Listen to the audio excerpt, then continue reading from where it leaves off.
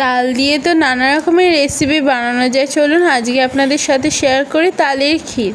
তাহলে চলুন দেখে নেওয়া যাক কী করে বানাতে হবে। প্রথমে তালটাকে নিয়ে উপরে খোলাটা ভালো করে ছাড়িয়ে নিয়ে এরকমভাবে 3টে আটি বের করে নিতে হবে। সাধারণত তালে 3টে আটি থাকে। এরপর এটাকে একটা ঝুড়ির সাহায্যে এরকমভাবে তালের পাল্পটাকে ভালো করে বের করে নিতে হবে। ঝুড়ির সাহায্যে করলে একটু আঁশ পড়বে না। তারপর লো ফ্লেমে একটুখানি তালটাকে ভালো করে জাল দিয়ে নিতে হবে। তালটা ঘন হয়ে গেলে এরপর দিতে হবে নারকেল কোড়া। নারকেল কোড়াটা দিয়ে আরও খানিকক্ষণ নাড়তে হবে। নেড়ে তারপর পরিমাণ মতো দুধ দিয়ে নিতে হবে। গাঢ় হয়ে গেলে চিনি দিয়ে নিতে হবে।